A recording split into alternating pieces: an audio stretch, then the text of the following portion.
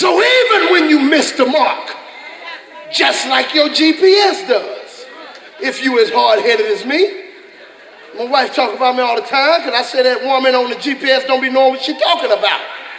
Come on, they don't make no right here. I make a left. What is she talking about? And I make the left turn, and all of a sudden it says, recalculating.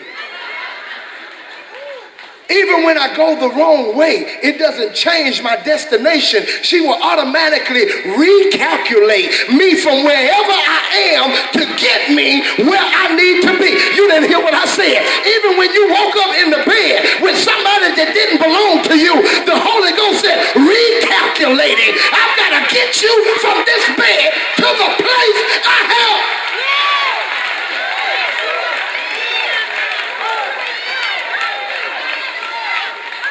Now watch this. You can't disqualify your promise. You can only delay it or postpone it. Because the more wrong turns you make, the longer it's going to take for you to get. It ain't that God gave up on you. You done just made so many wrongs. Let me end this thing. Watch this. Let me get to the shouting part. Here it is. Here it is. So he tells him, learn to cast all your cares upon him because he cares for you. And then he tells him, he says, but be sober, be vigilant, because your adversary, the devil, as a roaring lion, walketh about seeking whom he may devour. How did you know this, Peter? Because he desired to sift me as wheat. And he did a pretty good job in it. But what I didn't realize, he was as a roaring lion. He wasn't a roaring lion. I need to say it again. He's as a roaring lion. He's not a roaring lion. What is a roaring lion? Since he acts like one, all he has is a big roar. And his roar is way bigger than his bite. And most of us, he really don't defeat us. He scares us into failure. You're not hearing me. Because he sees you walking towards success. So all he do is put up a big roar to turn you around. Oh, you don't believe that. Let me show you. Here, God has given you a promise and a destiny and a destination and a goal and a vision, and you're headed toward it. And all of a sudden, doors start shutting in your face.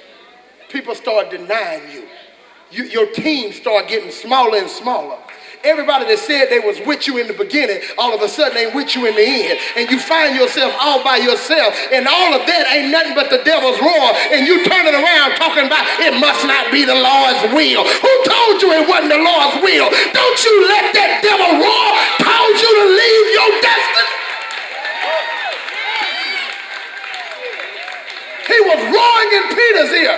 Jesus ain't gonna want you no more. I don't care if he did resurrect. Look at you. You denied him. You don't belong to him. He ain't doing nothing but roaring. But the roar of the enemy is going on inside of your head.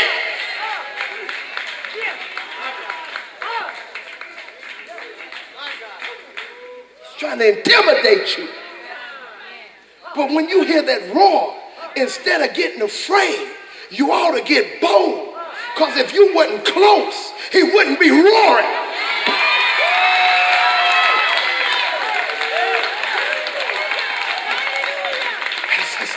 He tells me this.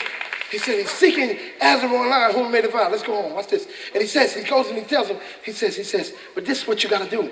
You got to resist him in the faith, knowing that the same affliction is accomplished in your brethren. What is he trying to tell you? I know you think you're the only one, but you ain't by yourself. The person sitting beside you going through the same hell you're going through. They just learned how to fake it a little better.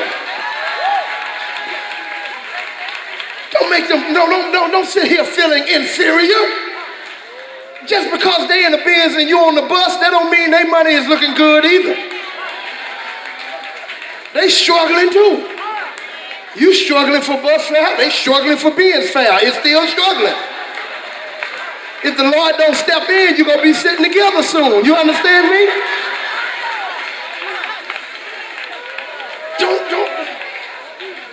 You're not alone. Don't feel like you're in this by yourself. Satan ain't just after you. He's after whomever he may devour. But you got to make up your mind, I ain't the one you may devour. Okay, Here's what a good part. And he says, after he names all of those things in the text, he says, but, hold up, stop the press. He said, but makes everything before it null and void. No, you're not hearing me. It ain't what comes before the but, it's what follows the but that counts. Okay, you still not getting it. I got to make you understand. You know when that special person in your life told you, you know, this time we've been together has been some of the best time of my life. And I think you're such a special person. I really think you're great. You're really awesome. You are a good person. And you know, and I think you're beautiful, you're attractive, you're smart. You got a lot going for you. But all that matters is what comes next. But I don't think this is going to work. So what I'm telling you, when he says Satan is after you as a roaring lion, things are coming at you on every hand. Satan wants to devour you. Your money looks funny. Your change gets strange. Everybody's walking away. Don't nobody love you. People are walking out on you, but God. It don't matter what you said, devil, before that but. Since God followed that but, everything before it is null and void. Many are the afflictions of the righteous, but God shall deliver them from them all. Yes, I'm hurting, but I'm going to be all right. He says, but the God of all grace who have called you, after you have suffered a while, shall make you perfect and establish and strengthen and settle you. Now let's go home. After. Somebody shout after. After you have suffered a while. Peter say, I thought I had it all together, but I didn't really learn who I was until I suffered a while. I thought I knew everything, but I didn't know how much I really didn't know until after I suffered a while. I thought I couldn't be defeated, and I thought I was better than everybody else. And I used to look down on other folk who was going through problems, but it wasn't until after I suffered a while that I got compassion, that I started showing love, that I quit looking over folk and started looking at folk, because I realized I ain't no better than the people around me, but I didn't learn it until after I suffered a while.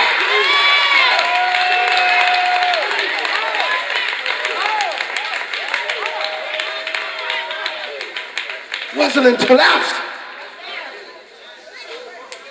You see, after I suffered a while, that's when God will make you perfect, mature. That's when he'll establish you. That's when he'll use you. That's when he'll bless you. That's when he'll lift you up. So what I'm trying to tell you, if I'm talking to anybody that suffered for a while, you closer than you ever been, because the blessing don't come until after you suffered a while.